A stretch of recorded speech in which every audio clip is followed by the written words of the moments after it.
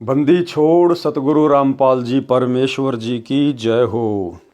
परम पिता परमात्मा सारी सृष्टि के रचनहार कुल मालिक असंख्य ब्रह्मांडों के स्वामी जगत गुरु तीनों लोकों में प्रवेश करके सबका भरण पोषण करने वाले राजाधिराज आत्माधार नाथों के नाथ देवों के देव महादेव सर्वेश्वर महेश्वर मृत्युंजय अजरो अमर आदि अनादि सनातनी प्रभु जगत पिता जगदीश्वर श्री श्री 1008 की उपाधि के वास्तविक अधिकारी अकाल मूरत शब्द स्वरूपी राम वासुदेव सर्वगतम ब्रह्म परम पूज्य प्रथम पूज्य परम संत परम पुरुष परम धनी परम दयालु सत्य कबीर हक्का कबीर अल्लाहु अकबर बाखबर अल्लाह ताला जगत के तारणहार जगत के मुक्तिदाता जगत के जगन्नाथ हारे के सहारे हिंदुओं के राम मुसलमानों के अल्लाह सिखों के वाहेगुरु ईसाइयों के मसीह दया के सागर दयानिधि करुणा के सागर करुणानिधि स्वयंभू परिभू संकट मोचन कष्ट हरण मंगल करण दुख भंजन अविगत कबीर निर्विकार निर्विषम परमात्मा अलय अलेख सतगुरु आदि अनादि सतगुरु असली मर्यादा पुरुषोत्तम असली राम असली कृष्ण असली घनश्याम असली मुरारी राजाओं के राजा महाराजाओं के महाराजा शहंशाहों के शहंशाह सम्राटों के सम्राट भगवानों के भगवान अल्लाहों के अल्लाह प्रभुओं के प्रभु मसीहाओं के मसीह सच्चे वाहेगुरु बाबाओं के बाबा पीरों के पीर सेठों के सेठ जगत सेठ सावड़सा सेठ सर्वगुण संपन्न अनंत कोटि कलाओं के स्वामी अनंत कोटि ब्रह्मांडों के नायक योगियों में महायोगी ध्यानियों में महाध्यानी सिद्धों में परम सिद्ध ज्ञानियों में तत्व ज्ञानी ब्रह्म ज्ञानी महाज्ञानी परम ज्ञानी सर्वश्रेष्ठ ज्ञानी विज्ञानी युवा कबीर समरथ कबीर असमवात अमित ओझा सच्चे रहनुमा करीम अल्लाह शुभान अल्लाह दुनिया के अंतिम पैगंबर 8 सितंबर 1951 से गांव धनाना जिला सोनीपत हरियाणा भारतवर्ष की पावन भूमि पे प्रकट रियल कल की भगवान श्री नारायण साकार हरि श्री बाबा साहिब शब्द स्वरूपी राम संत श्रोमणी सतगुरु रामपाल जी परमेश्वर जी के चरण कमल में साध संगति से जुड़े हुए देश विदेश से सभी सतसेवक भाई बहनों का अनंत कोटि दंडवत प्रणाम। सत्साई भाई और बहनों, दया पूज्य गुरुदेव भगवान की सारी सृष्टि के मालिक की असंख्य ब्रह्मांडों के स्वामी की सतगुरु रामपाल जी परमेश्वर जी की जिनके शुभ आशीर्वाद से विशेष आशीर्वाद से छप्पर फाड़ दया से आप और हम सभी सत्सेवक भाई बहन साध संगति से जुड़कर गुरुदेव भगवान के तत्व ज्ञान को आधार बनाकर अपनी आत्मा के कल्याणार्थ हेतु मोक्ष प्राप्ति के लिए निरंतर मर्यादाओं में रहते हुए भक्ति मार्ग की ओर बढ़ रहे हैं। भाई और बहनों, परमात्मा की विशेष मेहर जो गुरुदेव ने हमें साध संगति से जोड़ा, क्योंकि साध संगति इस कलयुग की बिचली पीढ़ी में सतलोक के लिए ट्रेनिंग सेंटर है। साध संगति से जोड़कर ही परमात्मा आत्मा को विकारों से मुक्त करेंगे और सतलोक के योग्य हंस बनाएंगे। आने वाले समय में पूरा विश्व जुड़ेगा, पूरी दुनिया जुड़ेगी और जिस प्रकार से आज समय रहते आप और हम भाई बहन गुरु को इष्ट मानकर प्रत्येक मर्यादाओं में रहते हुए विषय विकारों से दूर हटकर अपनी आत्मा के कल्याण के लिए भक्ति कर रहे हैं, इसी प्रकार से साध संगति से जुड़कर इन्हीं सब मर्यादाओं को फॉलो करके आने वाले समय में पूरा विश्व भक्ति किया करेगा। तो भाई और बहनों, पूज्य गुरुदेव भगवान के कर कमल से लिखित पवित्र पुस्तक मुक्ति बोध के ऊपर वीडियो बनाने की श्रृंखला जारी है। इसी श्रृंखला में आज हमारा ये 10वें नंबर का वीडियो है। प्रत्येक वीडियो में सतगुरुदेव भगवान के आशीर्वाद से हमें बहुत कुछ अध्यात्म से संबंधित सीखने को मिलता है, जानने को मिलता है। अब हम आज के वीडियो में आगे बढ़ते हैं। पवित्र ग्रंथ मुक्ति बोध पेज नंबर 77। आज परमेश्वर जी ने अपने कर कमल से सुदामा जी की जो कथा है वो लिखी है। कथा एक चीज का भाई और बहनों, आप और हमने अब ज्ञान हो जाना चाहिए, पूरी तरह से ये आभास हो जाना चाहिए, हमारे हर प्रकार के संदेह मिट जाने चाहिए। हम जिन पवित्र सदग्रंथों को पढ़ रहे हैं, सबसे पहली बात तो ये कि ये तत्व ज्ञान समझ में आने के बाद, सतगुरु का ज्ञान समझ में आने के बाद भगत को ये पता चल जाना चाहिए कि इस पृथ्वी पर यदि कोई सबसे उत्तम सर्वमान्य सर्वश्रेष्ठ प्रमाणित सदग्रंथ है तो केवल सतगुरु रामपाल जी परमेश्वर जी के सत्संग हैं या उनके कर कमल से लिखी गई पुस्तकें हैं। बाकी गीता, वेद, कुरान, पुराण, बाइबल ये आधा अधूरा ज्ञान है, आधा अधूरा ज्ञान। और गुरुदेव भगवान जब अपने कर कमल से इन पवित्र शास्त्रों में, इन पुस्तकों में, जैसा कि हम मुक्ति बोध को पढ़ रहे हैं, यदि गुरुदेव इनमें कोई कथा शामिल करेंगे तो भाइयों और बहनों फिर विचार करना चाहिए, केवल परमेश्वर की ही महिमा होगी उसमें। भले जिक्र उसमें श्री रामचंद्र जी का आओ, जिक्र उसमें श्री कृष्ण और सुदामा का आओ, लेकिन गुरुदेव ने यदि उन कथाओं का जिक्र अपनी पवित्र पुस्तकों में कर दिया है तो फिर ये 100% परम सत्य है कि श्री कृष्ण जी के रूप में फिर वो लीला, वो अद्भुत कार्य, वो चमत्कार हमारे गुरुदेव भगवान ने ही किया है, कबीर परमात्मा ने ही किया है। यदि कहीं राम का जिक्र आ गया, किसी अन्य का जिक्र आ गया, ब्रह्मा विष्णु महेश का जिक्र आ गया, तो समझ लेना वो सारे अद्भुत कार्य, अद्भुत लीलाएं गुरुदेव भगवान ने स्वयं ही उन ब्रह्मा विष्णु महेश का रूप धारण करके की हैं। अन्यथा आप और हम भाई बहन, हमारी एक एक श्वास की कितनी कीमत है।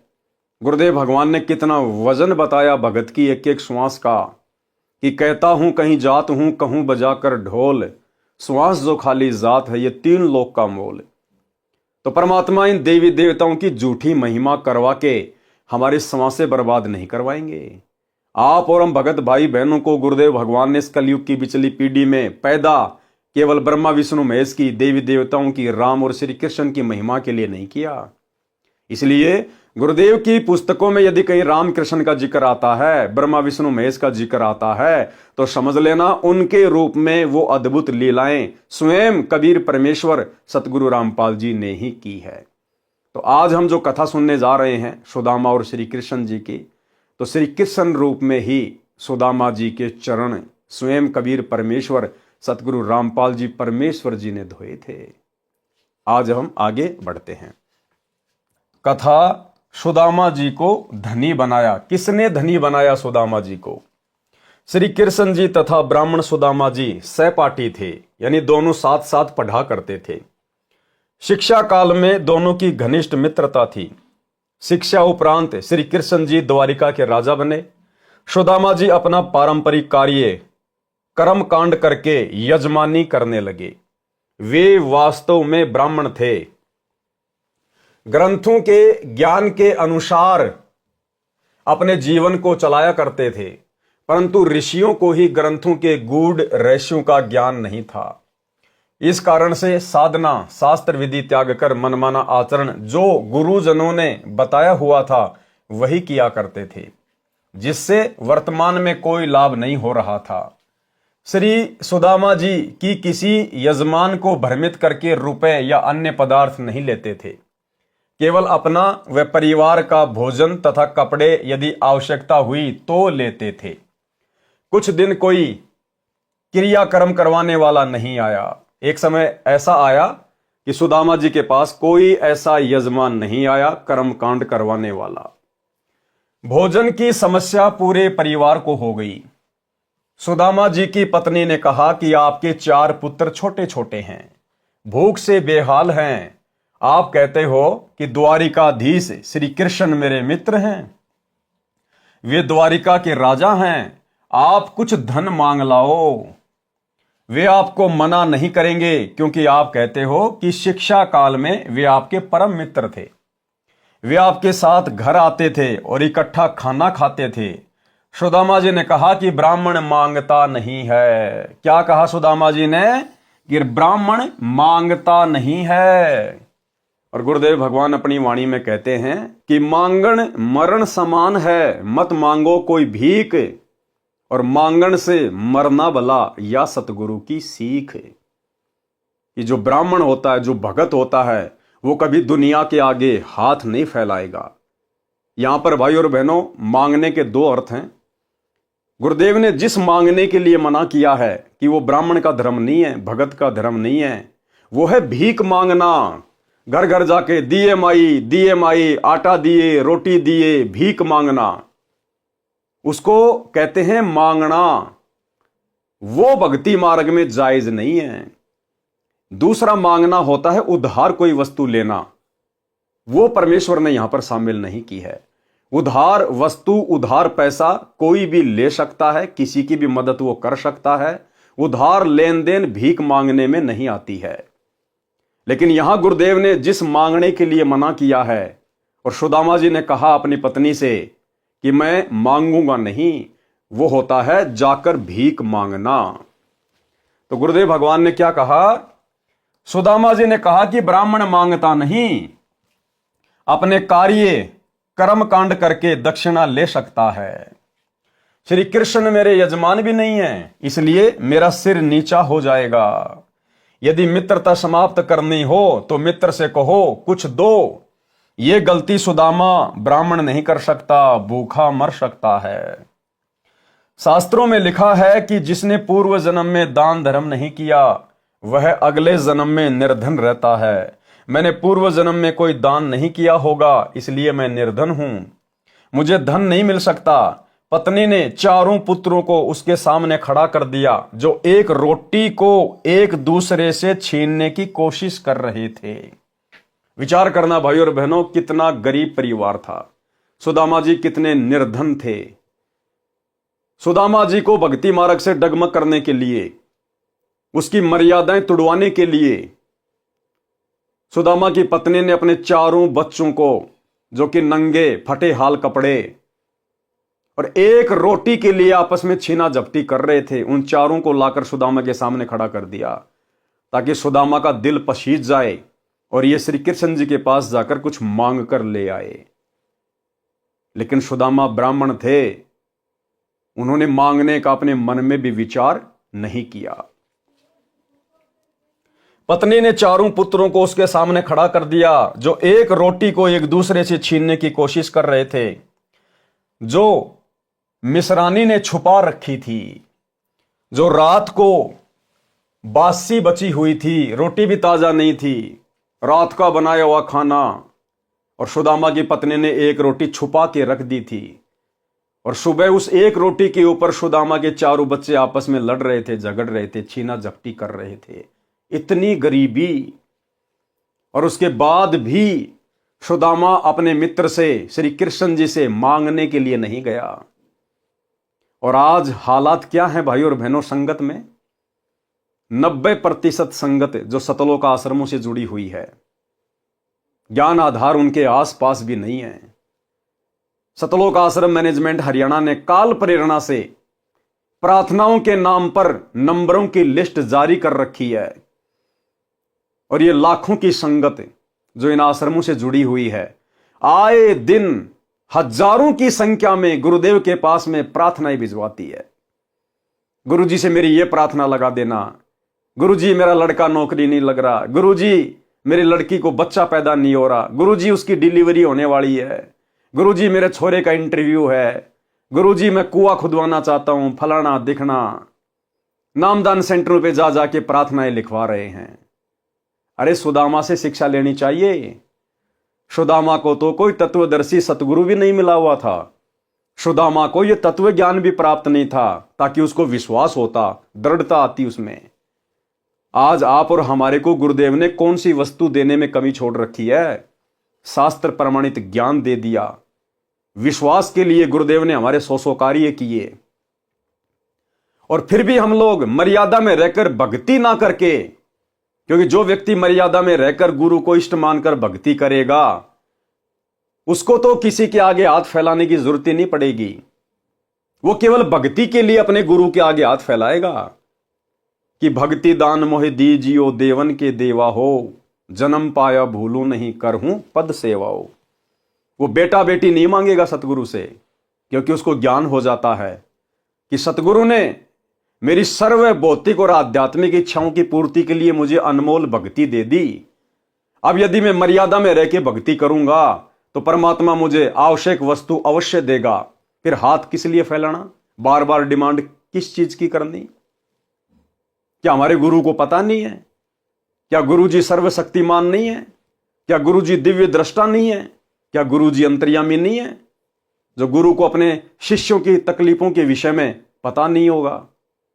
तो भाई और बहनों, आप और हम कलयुग की बिचली पीढ़ी वाले तत्वज्ञानी भगत कहां खड़े हैं। और सुदामा जी को देखिएगा, ना शास्त्रों का ज्ञान, ना कोई सच्चा गुरु प्राप्त, फिर भी अपने धर्म कर्म पर अडिग, उसको कहते हैं भगत। तब आज जाके सुदामा जी का नाम है। ये सोचा था कि एक का भी पेट नहीं भरेगा, कौन से बच्चे को दूं, इसलिए उसको छुपा रखा था। वह एक लड़के के हाथ लग गई थी, उससे अन्य छीना झपटी कर रहे थे। मिसरानी ने कहा कि आप इन बच्चों के लिए मांग लाओ। कि पंडित जी, यदि आप अपने लिए ना मांगो तो कम से कम अपने बच्चों के ऊपर तो रहम करो, ये भूखे मर रहे हैं, कम से कम इनके लिए तो मांग के ले आओ कुछ।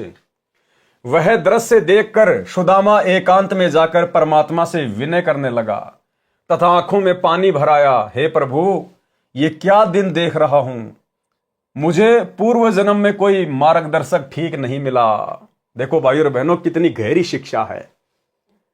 ना सुदामा को तत्व ज्ञान, ना कोई सतगुरु, और उसके बावजूद भाई और बहनों उसने परमात्मा में दोष नहीं देखा, उसने भगवान में दोष नहीं देखा, श्री कृष्ण जी में दोष नहीं देखा। अपने आप को कोसा कि हे प्रभु, मैंने पिछले जन्मों में कोई दान धर्म नहीं किया है, मैंने कोई ऐसे शुभ कर्म नहीं किए परमात्मा जिस कारण से वर्तमान में मुझे धन मिलता। परमात्मा में कोई दोष नहीं देखा उसने।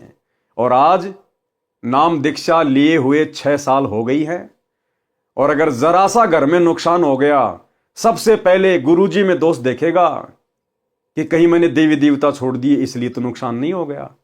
अरे कहीं गुरुजी की भक्ति में कोई शक्ति वक्ति नहीं है इसलिए तो मेरे को नुकसान नहीं हो गया। सौ दोष काल प्रेरणा से देखना शुरू कर देगा। तो हमने शिक्षा लेनी है सुदामा जी से, अगर अपनी भक्ति को वर्तमान में सफल करना है तो। अगर आपने ज्ञान को समझकर सत्संग अच्छे से सुनकर नाम लिया है, उसके बाद भाई और बहनों हमारा केवल एक ही टारगेट होना चाहिए, आत्मा का कल्याण।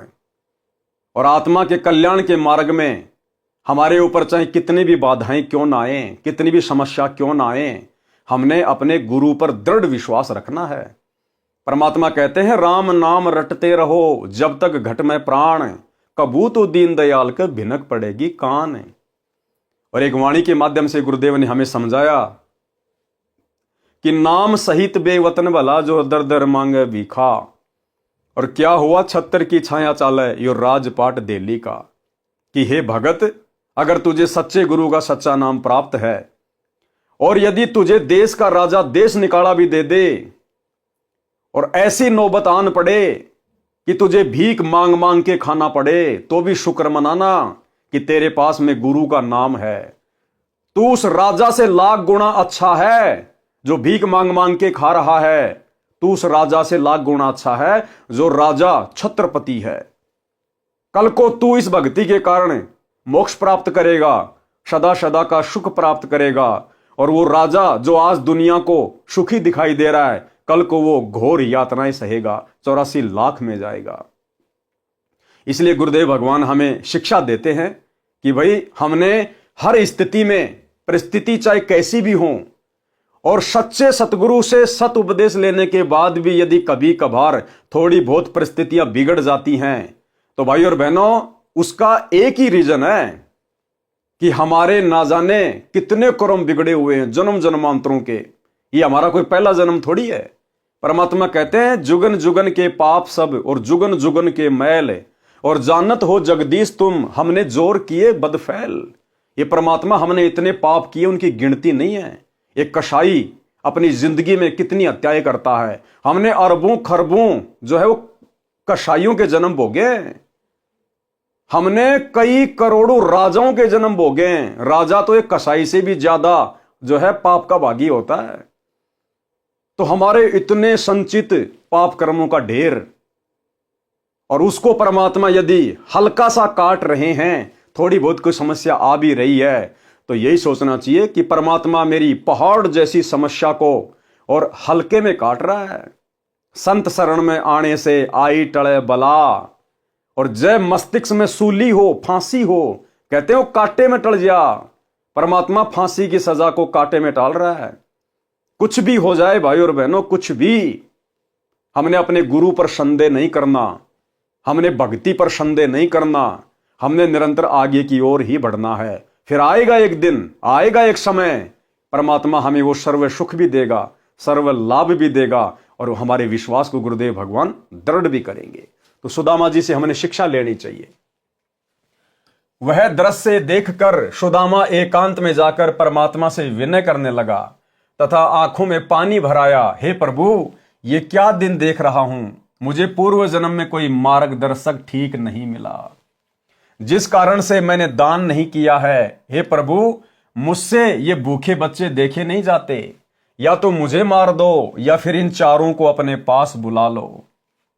इतने में परमेश्वर कबीर जी एक यजमान का रूप धारण करके आए और ढेर सारा सूखा सीधा आटा, चावल, दाल, खांड, घी, नमक, मिर्च बच्चों के कपड़े देकर चले गए। देखो भाई और बहनों, श्री कृष्ण जी को चिंता नहीं है, श्री कृष्ण जी को नहीं पता, श्री कृष्ण जी अंतर्यामी नहीं है। ये परमात्मा अपनी आत्माओं के लिए 100 छल छिद्र करता है। आप और हम सभी आत्माएं, सुदामा जी, श्री कृष्ण जी भी उसी कबीर परमेश्वर सतगुरु रामपाल जी के बच्चे हैं, उनकी आत्माएं हैं। और जब आत्मा के ऊपर कोई संकट आता है, परेशानी आती है, तो परमेश्वर 100 छल छिद्र करता है, अपनी आत्मा को संभालता है।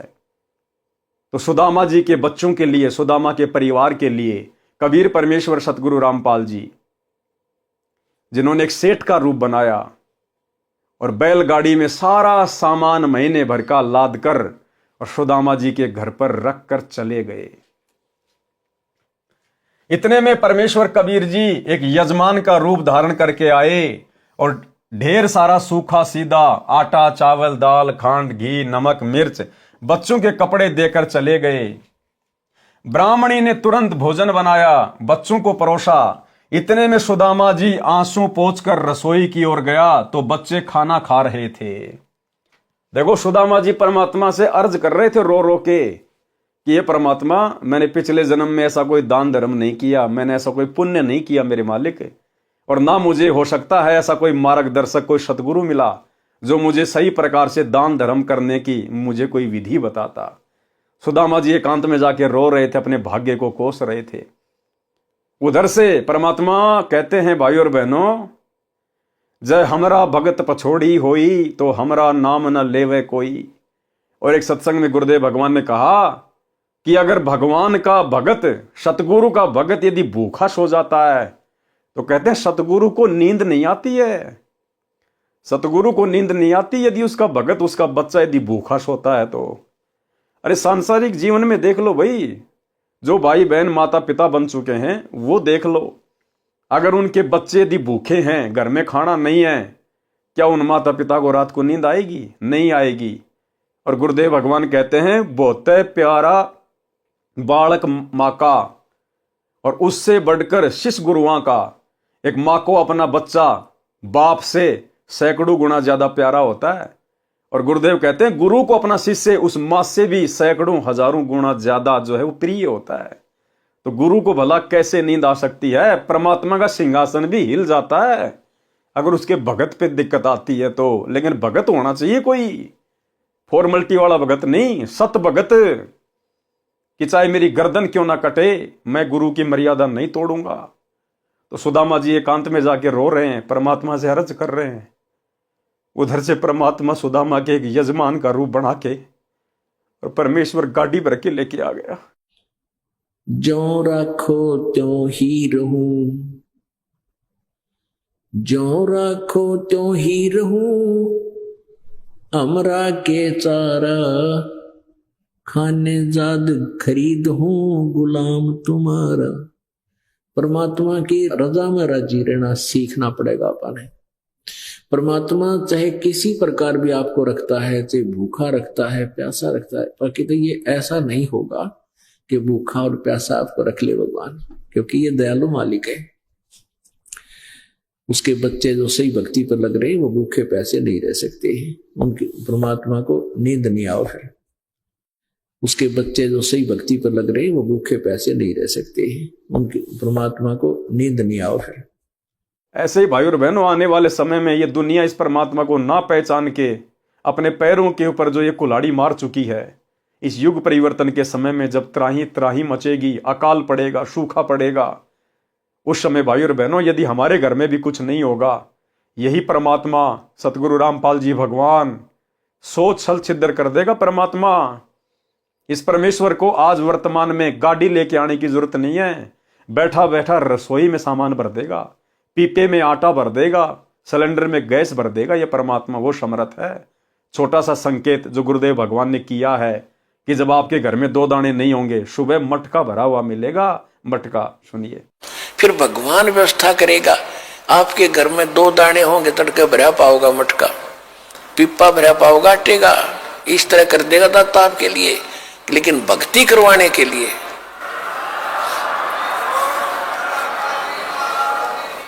ये उनकी करेगा जो भक्ति करेंगे, और जो बकवाद चाहोगे वो अपना करते रहियो। ठीक है, जैसा भक्ति भजन करेंगे उनका लाभ मिल जाएगा, लेकिन वो समस्याएं खड़ी रह जाएंगी। तो भाई और बहनों, परमात्मा कहते हैं चिंत्या तो हरि नाम की और न चिंत्या दास, और जो कोई चिंत्या नाम बिना सोई काल की फांस।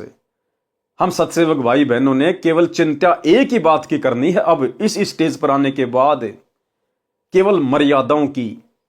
भाई घर छूटो चाहे जग रूठो, चाहे रूठो ये संसारा हो, कौन सुनेगा फिर मेरी काल लोक में जब गुरु रूठ गया मेरा हो। और भाई और बहनों, जब भगत के ऊपर ऐसी परिस्थिति आती हैं, ऐसे हल्के पुल्के संकट आते हैं, तो समझ लेना कि वो गुरु परीक्षा ले रहा है।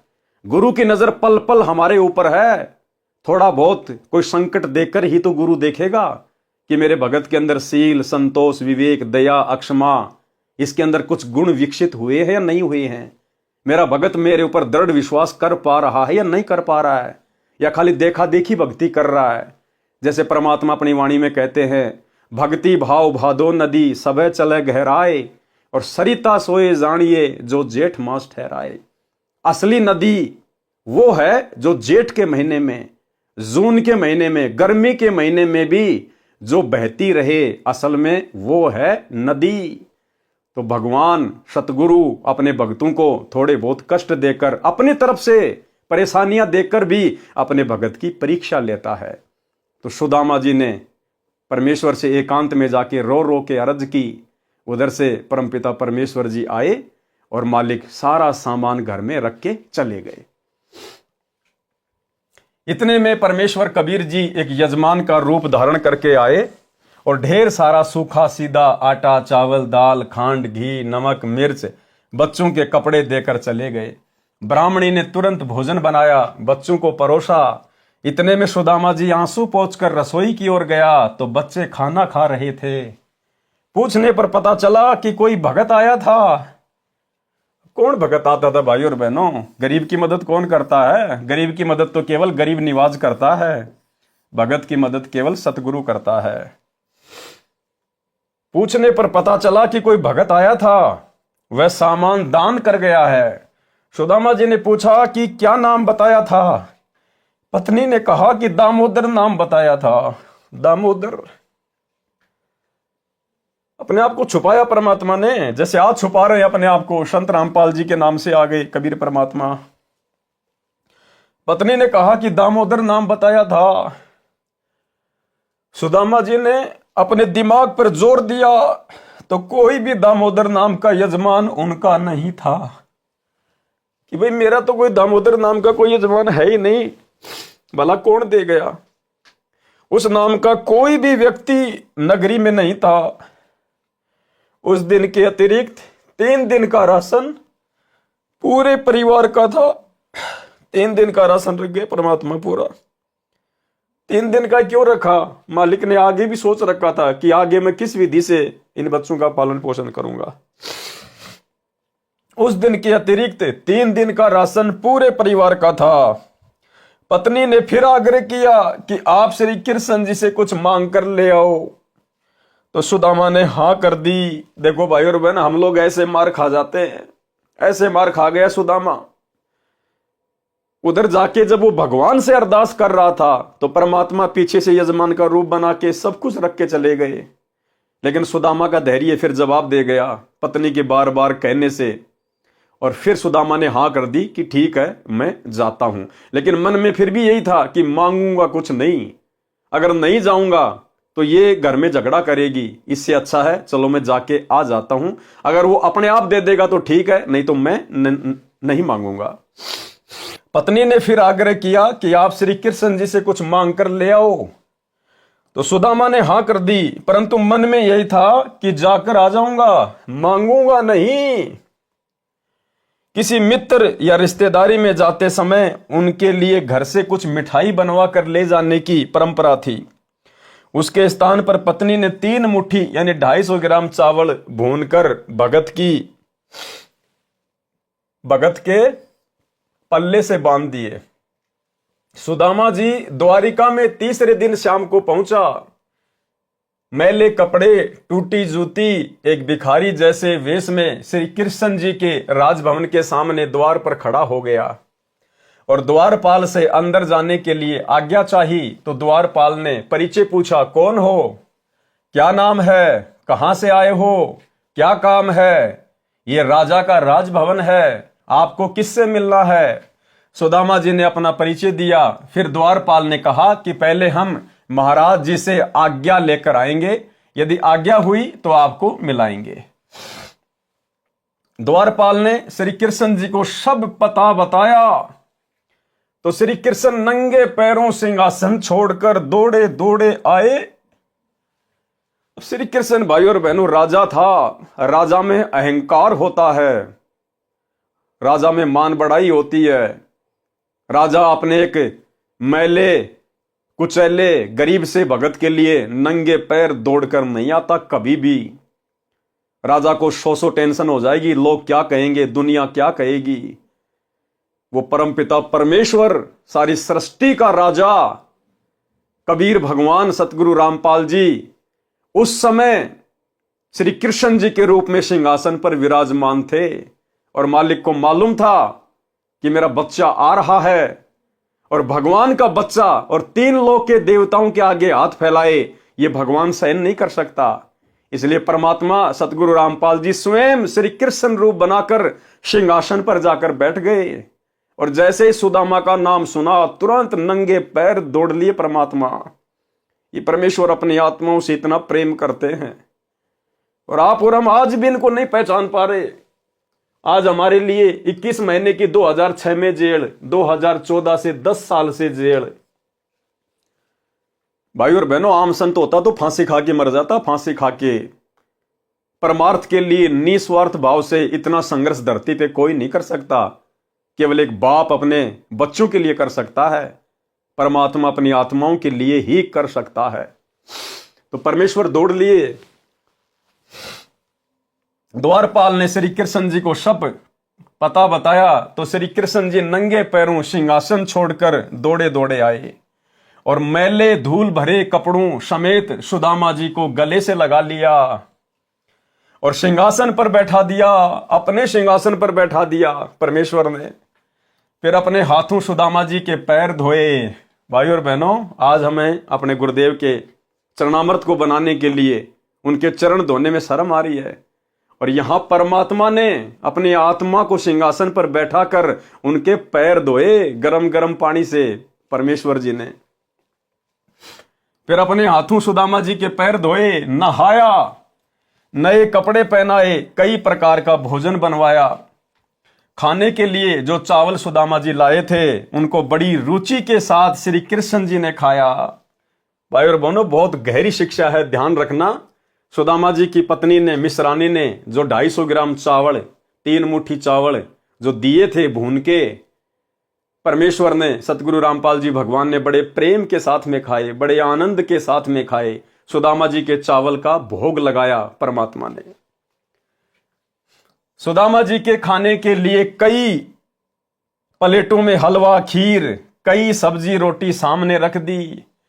सुदामा जी को अपने घर का दृश्य याद आया कि आज शाम का खाना घर पर नहीं है, बच्चे भूखे बैठे हैं, रो रहे होंगे, माँ रोटी रोटी कह रहे होंगे, मैं ये पकवान कैसे खाऊं? यदि नहीं खाऊंगा तो श्री कृष्ण जी को पता चलेगा कि मैं कुछ नहीं मांगने आया हूं। इसलिए एक टुकड़ा लेकर धीरे धीरे खाने लगा। उंगलियों को बार बार मुख में चाटकर समय बिताने लगा, परंतु श्री कृष्ण की दृष्टि तो मित्र के मुख कमल पर थी। परमेश्वर कबीर देव सतगुरु रामपाल जी की दृष्टि तो अपने भगत के मुख कमल के ऊपर थी, और ना होती तो भी कोई बड़ी बात नहीं भाई और बहनों, ये मालिक तो अंतर्यामी है। सब हाव भाव देख रहे थे, कहा खा ले यार सुदामा, क्यों उंगली चाटे जा रहा है। सुदामा जी ने 2 रोटी खाई तथा खीर हलवा नामात्र खाया और हाथ धोकर बैठ गया। श्री कृष्ण जी ने पूछा कि बच्चे तथा भाभी जी कुशल हैं, निर्वाह ठीक चल रहा है। सुदामा जी ने कहा, अब देखो भाई और बहनों क्या कहा, आप और हमें शिक्षा लेनी चाहिए कि भगत का स्वभाव कैसा होना चाहिए। सुदामा जी कितने फटे हाल, कितने निर्धन, कितने गरीब, खुद ने पेट भर के भोजन नहीं खाया, बार बार चिंता उसको अपने बच्चों की सता रही थी कि घर में आज भोजन नहीं है, बच्चे भला क्या खा रहे होंगे।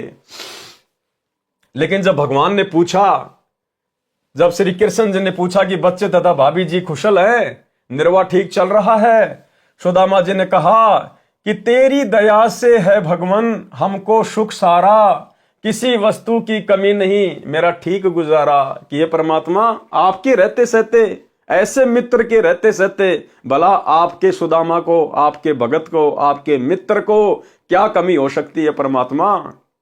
और आज गुरु जी के पास में प्रार्थनाओं पे प्रार्थना, प्रार्थनाओं पे प्रार्थना, सिर्फ मांगे जा रहे हैं, भक्ति कोई नहीं करता मर्यादा में रह के, सिर्फ हाथ फैलाए जा रहे हैं।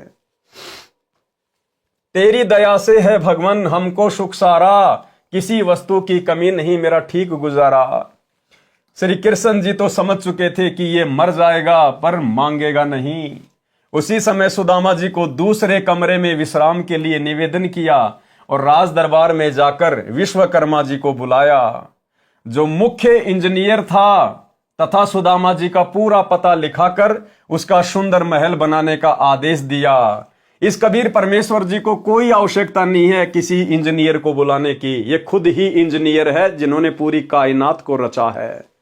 इस परमेश्वर ने खुद ही सारा खेल खेला और सुदामा जी का महल बना दिया, तथा कहा कि लाखों रुपए का धन ले जा, जो भगत के घर रखाना, ये कार्य 1 सप्ताह में होना चाहिए।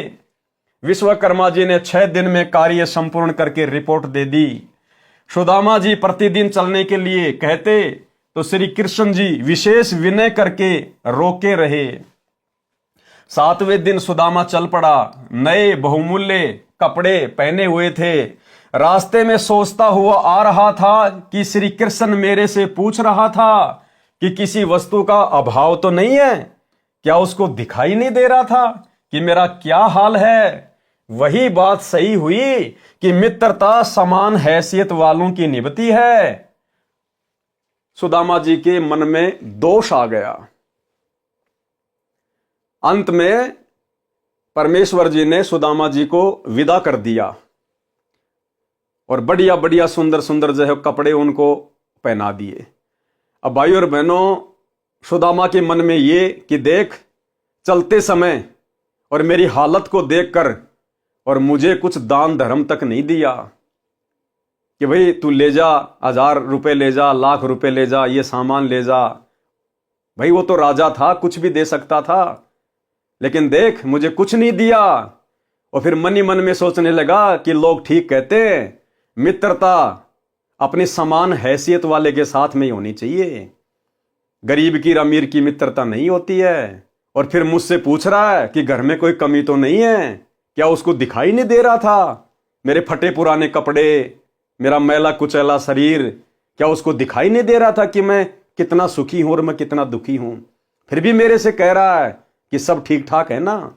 इतना दोष सुदामा जी के मन में श्री कृष्ण जी के प्रति आ गया। आप और हमारे लिए शिक्षा है भाई और बहनों, आप और हमारे लिए।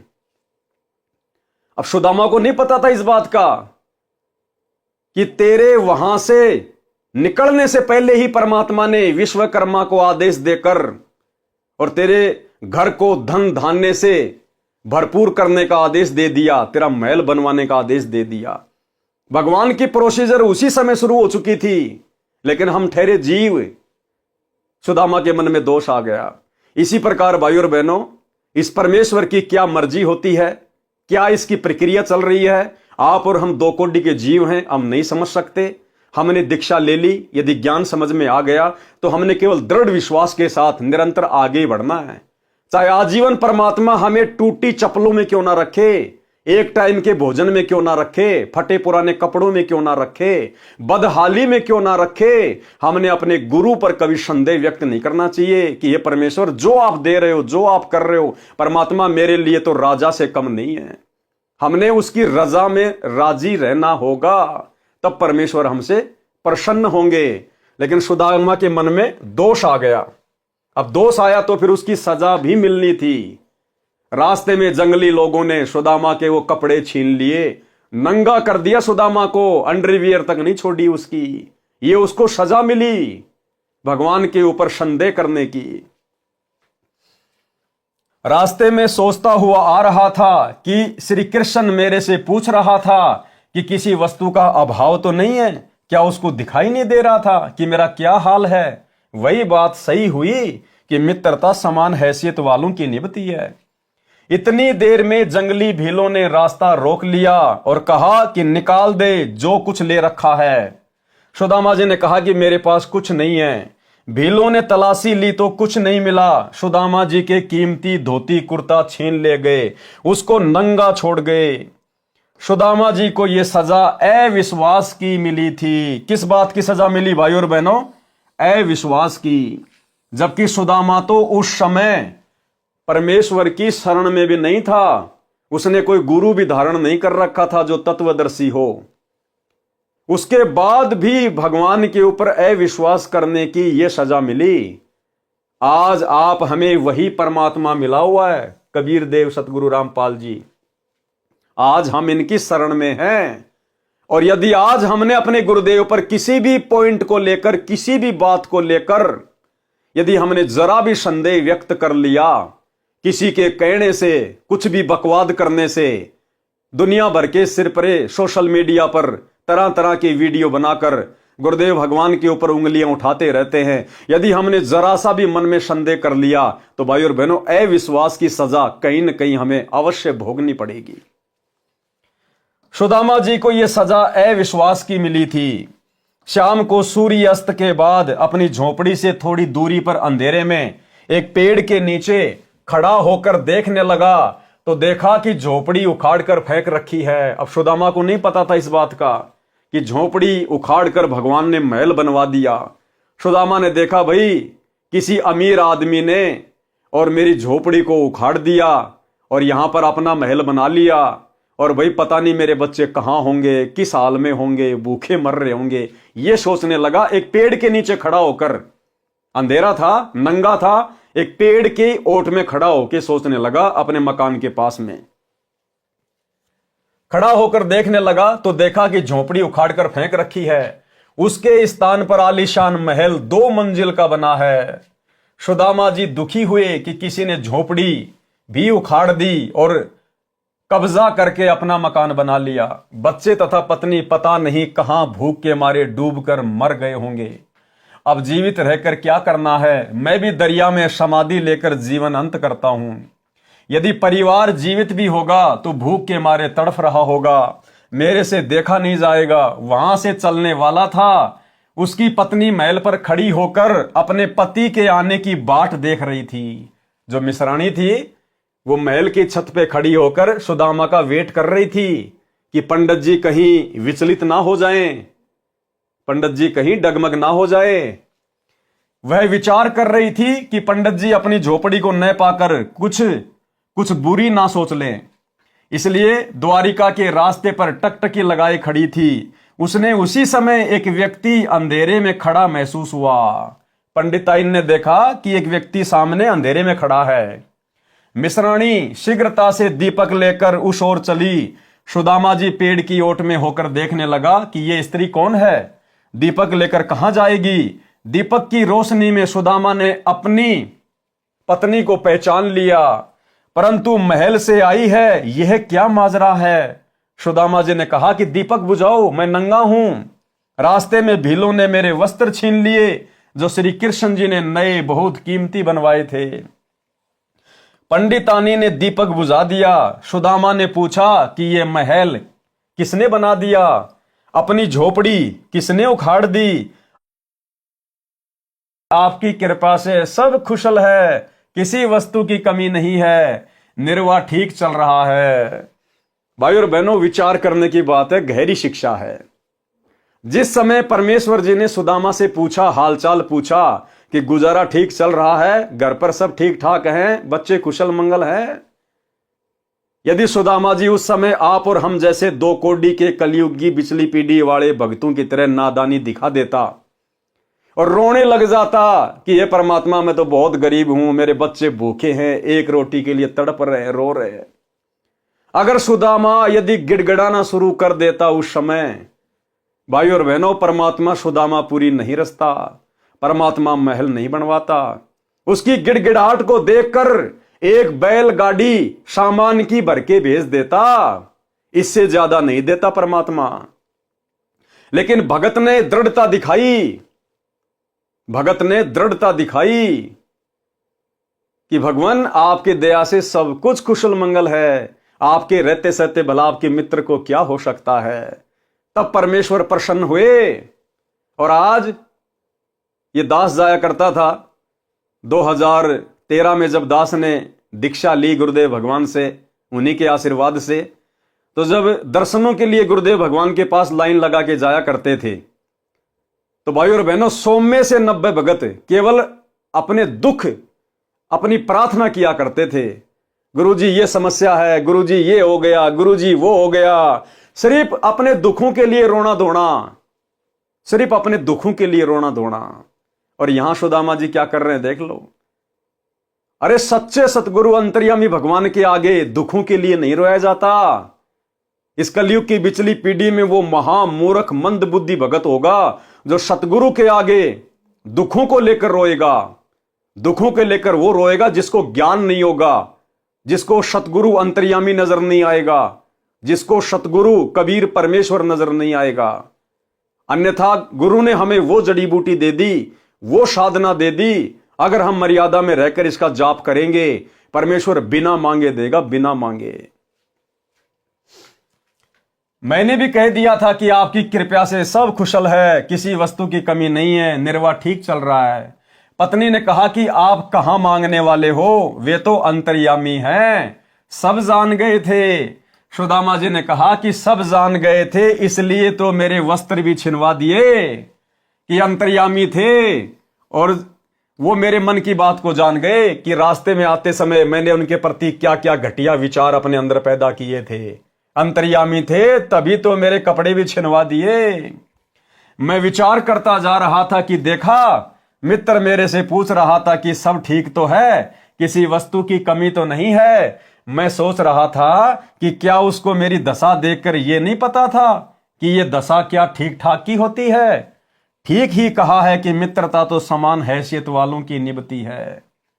मैंने तो इतना विचार ही किया था कि उसी समय मेरे वस्त्र भी लूट लिए गए। तब मिश्रानी ने कहा कि आपकी परीक्षा ली थी, परंतु आप यहां पर चूक गए। क्या कहा मिश्रानी ने कि ये आपकी परीक्षा ली थी भगवान ने और आप यहां पर चूक गए। भाई और बहनों, दया पूजे गुरुदेव भगवान की। आप और हम साथ संगति से जुड़ी हुई आत्माओं के ऊपर जो रजा सतगुरु रामपाल जी भगवान ने बख्श रखी है, 21 ब्रह्मांड में किसी के ऊपर नहीं है। पिछले 10 वर्षों से आप और हम भगत भाई बहनों ने कोई प्रार्थना हिसार जेल में नहीं लगाई। आप और हमने कोई भी संदेह, किसी भी प्रकार का कोई भी शंका अपने गुरुदेव पर और भक्ति पर नहीं की। आप और हमने केवल उनको अंतर्यामी परमेश्वर मानकर मर्यादा में रहकर भक्ति पर जोर दिया। और इसी का यह नतीजा है कि आज गुरु हम पर प्रसन्न है और गुरु ने हम सबका ज्ञान योग खोल दिया। क्योंकि ये ज्ञान योग खुले बिना हमें गुरु में कभी भी इष्ट नजर नहीं आ सकता, कबीर भगवान नजर नहीं आ सकता। तब मिश्रानी ने कहा कि आपकी परीक्षा ली थी, परंतु आप यहीं पर चूके थे, उसी का झटका आपको दिया। अब देख तेरे मित्र का कमाल, अब देख परम मित्र का कमाल। साधु माई बाप है, साधु बाई बंद, साधु मिलावे राम से काटे यम के फंद। बच्चों के वस्त्र राजाओं जैसे हैं, 4 सिपाही चारों कोणों पर रखवाली कर रहे हैं। वाणी नंबर 106 में यही कहा है कि संत सुदामा जी श्री कृष्ण के संगी यानी मित्र थे, जो दारिद्र यानी निर्धनता की दरिया नदी यानी अत्यधिक निर्धन व्यक्ति था। उसके चावल खाकर कंचन सोने के महल बख्श दिए, यानी निःशुल्क मुफ्त में दे दिए। क्या खाकर? उसके चावल खाकर। देखो भाई और बहनों, परमात्मा कहते हैं खेल चाहे डिस्ट्रिक्ट लेवल का हो, चाहे नेशनल लेवल का हो, चाहे इंटरनेशनल लेवल का हो, नियम एक जैसे ही होते हैं। ठीक इसी प्रकार ये भक्ति मार्ग है। ये भक्ति चाहे 3 लोक की हो, चाहे 21 ब्रह्मांड की हो, चाहे सतलोक की हो, नियम एक जैसे ही हैं। उस अंतर्यामी कबीर परमेश्वर सतगुरु रामपाल जी को बचपन से लेकर उस समय तक सुदामा की सारी स्थिति का पता था। क्या परमात्मा पहले उसके घर नहीं बनवा सकते थे? क्या पहले परमात्मा उसके घर को धन धान्य से परिपूर्ण नहीं कर सकते थे? कर सकते थे, ये सर्वशक्तिमान है। लेकिन क्यों नहीं किया? इस भक्ति का नियम है। परमात्मा कहते हैं देते को हरि देत है जहां तहां से आण, और अण देवा मांगत फिर साहिब सुने नहीं कान। जब तक उस कबीर परमेश्वर जी ने सुदामा के चावल का भोग नहीं लगा लिया, तब तक सुदामा के ऊपर मेहर नहीं बख्शी। समझ जाओ भाई और बहनों, कितनी बड़ी मेहर हुई है साथ संगति से जुड़ने के बाद। आज इस पूरे 21 ब्रह्मांड में यदि उस कबीर परमेश्वर को कोई इष्ट मानकर गीता अध्याय 3 श्लोक नंबर 13 के अनुसार निस्वार्थ भाव से अपनी आत्मा के कल्याण के लिए, गुरु को प्रसन्न करने के लिए यदि कोई उन्हें भोग लगा रहा है भंडारे का, भोग की आरती के साथ, अन्नदेव की आरती तो पूरी संगति करती है, लेकिन परमेश्वर को, कबीर देव को, सतगुरु रामपाल जी भगवान को भोग की आरती के साथ में भोग लगता है, भोग की आरती के साथ में। और केवल साध संगति से जुड़ी हुई आत्माएं हैं जिन्होंने घर को ही आश्रम बनाकर और घर पर गुरुदेव का आसन लगाकर, उनका बेड लगाकर और भोग की आरती के साथ में सभी भाई बहन अपने इष्ट को भोग लगाते हैं। 21 ब्रह्मांड में केवल चंद ही आत्माएं हैं। ये विधान है यहां से पार होने का, मोक्ष प्राप्त करने का, गुरु को प्रसन्न करने का। आप विचार करो भाई और बहनों, नाम दीक्षा के साथ ही गुरुदेव हमें एक छोटी सी पुस्तक देते, भक्ति बोध, जिसमें तीनों समय की आरती होती है। आप उस भक्ति बोध में देखेंगे सबसे पहले आपको लिखा हुआ मिलेगा नित्य नियम सुबह का। क्यों लिखा गुरुदेव ने? आप और हमारे लिए। हम रोज नित्य नियम करते हैं। फिर लिखा है असुर निकंदन रमेणी। क्यों लिखी गुरुदेव ने? आप और हमारे लिए, रोजाना करने के लिए हम सब रमेणी करते हैं। फिर है संध्या आरती। क्यों लिखी गुरुदेव ने? आप और हमारे लिए, हम सब रोजाना संध्या आरती करते हैं। उसके बाद लिखा है अन्नदेव की छोटी आरती और अन्नदेव की बड़ी आरती। क्यों लिखी? आप और हम भक्तों के लिए। क्यों? रोजाना करने के लिए हम सब करते हैं। उसके बाद लिखा भोग लगाने की विधि। क्यों लिखी गुरुदेव ने? गुरु को भोग लगाने के लिए। लेकिन संगत में आज कौन कर रहा है? केवल साध संगति से जुड़े हुए सत्सेवक भाई बहन। तो ये मेहर हुई है भाई और बहनों आप और हमारे ऊपर। इसलिए दास बारंबार कहता है कि साध संगति से जुड़े बिना, क्योंकि साध संगति गुरुदेव भगवान का सतलोक के लिए ट्रेनिंग सेंटर है, इस साध संगति से जुड़े बिना हमारी तमाम आध्यात्मिक क्रियाएं पूर्ण नहीं हो सकती है। तो जब परमेश्वर ने वो सुदामा जी के द्वारा लाए गए चावल का भोग नहीं लगाया, तब तक कुछ नहीं दिया। और जैसे ही गुरुदेव ने भोग लगाया, परमेश्वर ने सुदामापुरी रच दी। सुदामापुरी कंचन के महल, बॉडीगार्ड भी खड़े हैं सिक्योरिटी के लिए कि कहीं कोई मेरे भगत को दुखी ना कर दे, परेशान ना कर दे। और आज भाई और बहनों यकीन मानना, आप और हम सत्सेवक इस काल की नजरों में कांटे की तरह चुभ रहे, कांटे की तरह भयंकर तरीके से। इसका जी करता है कि इनको मसल दूं मैं, लेकिन उसका जोर नहीं चल रहा हम सत्सेवकों के ऊपर, क्योंकि परमेश्वर ने रक्षा कवच बना रखा हमारे चारों तरफ, हमारे मकानों के चारों तरफ, हमारे शरीर के चारों तरफ रक्षा कवच। उसको तीर जैसे झटके लगते हैं जब वो पास आता है तो। और गुरुदेव भगवान ने स्पष्ट कर रखा कि बच्चों, अगर मर्यादा में रहोगे, गुरु को इष्ट मानोगे, ये देवी देवता ब्रह्मा विष्णु महेश ये तुम्हारे बॉडीगार्ड बनकर खड़े रहेंगे तुम्हारे घर के चारों तरफ, कि कोई भूत प्रेत अन्य कोई देवता इनको कोई दुखी ना कर दे, कोई परेशान ना कर दे। सतगुरु रामपाल जी भगवान के आदेश से, कबीर परमेश्वर के संविधान से ये देवी देवता हमारे घरों के चारों तरफ सिक्योरिटी करते हैं, सिक्योरिटी सूक्ष्म रूप में, तब हम सुरक्षित हैं गुरुदेव के विशेष आशीर्वाद से, क्योंकि हम गुरुदेव को प्रसन्न करने की दिशा में आगे बढ़ रहे हैं। हम पीले पर्चों को आंख बंद करके नहीं मानते, हम कोऑर्डिनेटरों के आदेशों को आंख बंद करके फॉलो नहीं करते, हम सत्संगों के विरुद्ध गुरुदेव के परिवार के द्वारा करवाए जाने वाले घटिया कुकर्मों में आंख बंद करके सहयोग नहीं करते, हम स्टेडियम बनवाने में सहयोग नहीं करते, हॉस्पिटल बनवाने में नहीं करते, हम गुंडों की सीबीआई जांच का समर्थन नहीं करते, हम आरक्षणों में नहीं जाते, हम किसी का जाट भवन बनवाने के लिए ज्योति पाठ और दान का पैसा नहीं देते। इसलिए गुरुदेव हम पर प्रसन्न है ज्ञान आधारित भक्ति को देखकर। इसलिए परमेश्वर ने दया बख्शी है गीता अध्याय 3 श्लोक 13 के अनुसार स्वयं को भोग लगवाने की। इस 21 ब्रह्मांड में इस परमेश्वर को सतगुरु रूप में आए हुए भगवान को कोई पहचान नहीं सकता। ये भगवान स्वयं अपनी पहचान करवाता है अपनी विशेष आत्माओं से। गोता मारूं स्वर्ग में जा बैठूं पाताल, गरीब दास ढूंढता फिरूं अपने हीरे मोती लाल। आज इस लाखों की संगत में से यदि परमेश्वर के कोई हीरे मोती लाल हैं, केवल सत्सेवक हैं, केवल सत्सेवक। विचार, श्री कृष्ण जी राजा थे। क्या कह रहे हैं गुरुदेव भगवान कि विचार करो, श्री कृष्ण जी राजा थे। अपने मित्र की इतनी सहायता करना एक राजा के लिए कोई बड़ी बात नहीं है। इतनी सहायता तो एक स्टेट का मंत्री अपने मित्र की आसानी से कर सकता है।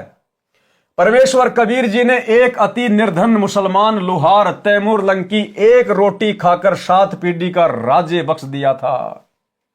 उसी जीवन में तैमूर लंग राजा बना, जिसका राज्य विशाल था। दिल्ली की राजधानी पर उसने अपना प्रतिनिधि छोड़ा था। उसकी मृत्यु के उपरांत कुछ समय दिल्ली की गद्दी पर अन्य ने कब्जा कर लिया था। फिर तैमूर लंग के परपोत्र बाबर ने सन 1526 में लोधी वंश के इब्राहिम लोधी को पानीपत की पहली लड़ाई में हराकर दिल्ली पर कब्जा कर लिया।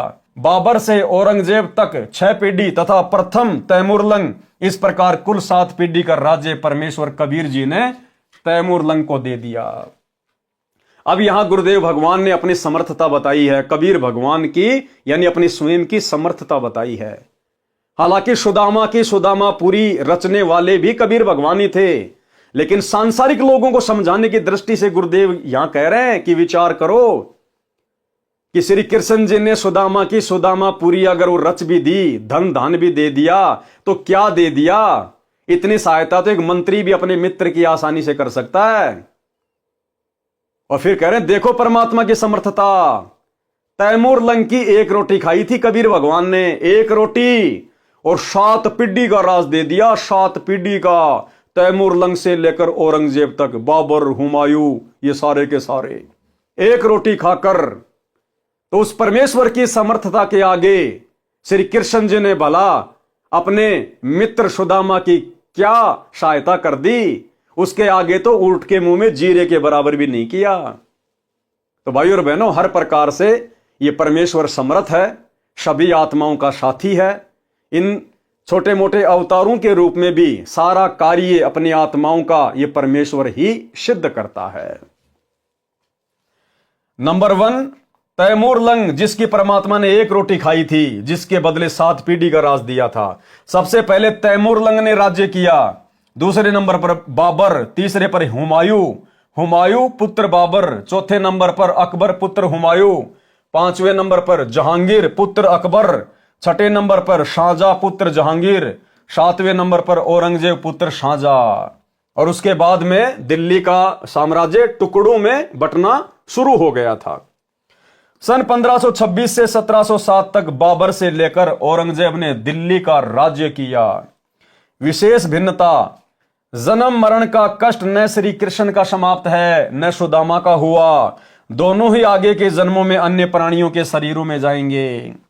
और तैमूर की एक रोटी खाकर भगवान ने 7 पीढ़ी का राज तो दिया दिया, साथ में परमात्मा ने मोक्ष का अधिकारी भी बना दिया। तैमूर को 7 पीढ़ी का राज्य भी मिला और मोक्ष भी मिला। सहायता में इतना अंतर समझें, जैसे सहायता तो स्टेट का मंत्री करे, दूसरा देश का प्रधानमंत्री करे। दोनों के सहायता करने में रात और दिन का अंतर होता है। कबीर जी यानी सत्य पुरुष को प्रधानमंत्री जानो और श्री कृष्ण जी श्री विष्णु जी को प्रांत का मंत्री जानो। फिर भी बात भक्ति की चल रही है। कबीर जी ने कहा है कि कबीर जो जाकी शरणा बसे, ताको ताकी लाज, जल स्यों ही मछली चढ़े, बह जाते गजराज। वाणी नंबर 107 का सरलार्थ। आगे गुरुदेव भगवान ने भगत नंदा नाई की जो कथा है उसको शामिल किया है। भगत नंदा नाई सैन की कथा, नाई को कहते हैं सैन। नाई समुदाय में एक महान भगत नंदा जी हुए हैं। नाई को सैन भी कहते हैं। वे परमात्मा की धुन लगन में लगे रहते थे। हालांकि उस समय भगत नंदा जी को कोई सच्चा मार्गदर्शक प्राप्त नहीं था, कोई तत्वदर्शी संत प्राप्त नहीं था। पिछले जन्म की बैटरी चार्ज थी, भक्ति में आस्था थी, और जिसने जैसा भी उनको नाम दे रखा था उस भक्ति में वो मस्त रहते थे। धुन लगा के भक्ति करते थे, सुरती नृत्य से मन लगाकर। राजा के निजी नाई थे और वहां का जो राजा था भगत नंदा जी उसका हजाम किया करते थे, उसकी सेविंग किया करते थे। वो उसका निजी नाई था। रोजाना राजा की हजामत यानी दाढ़ी काटने जाया करते थे। राजा के सिर की मालिश करने भी जाते थे। भगत नंदा जी एक दिन भगवान की भक्ति में इतना मगन हो गया कि उसको ध्यान नहीं रहा कि मैंने राजा की हजामत करने जाना है। देखो कितनी बड़ी बात है भाइयों और बहनों। आज हमें सच्ची भक्ति मिल गई तो भी हमारा ध्यान ये काल इन मंत्रों पर नहीं लगने दे रहा, भक्ति में नहीं लगने दे रहा। दुनिया भर की टेंशन कुछ तो काल ने दे रखी है। कुछ हम भक्तों ने ज्ञान को अच्छे से ना समझकर दुनिया भर की टेंशन, कारोबार, धंधा हमने भी फैला रखा है और हमारा इस भक्ति पर वो ध्यान नहीं लग रहा। उस सुरती नृत्य से आज हम मंत्र नहीं कर पा रहे जो करने चाहिए, जो गुरुदेव चाहते हैं। और इधर नंदा जी, ना इनको ये सतनाम मिला हुआ था, ना सच्चा गुरु था, और जैसी भी साधना थी उसको तन मन से किया करते थे। भगत नंदा जी एक दिन भगवान की भक्ति में इतना मगन हो गया कि उसको ध्यान नहीं रहा कि मैंने राजा की हजामत करने जाना है।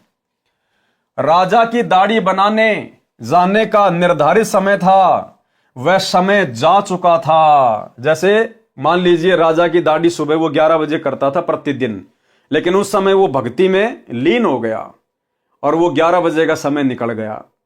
अब नंदा जी को पता था कि भाई राजा कितना गुस्से वाला है और भाई आज तो तेरे को परिवार समेत वो कोल्लू में पेलेगा, फांसी पे चढ़ाएगा, सूली की सजा तोड़ेगा।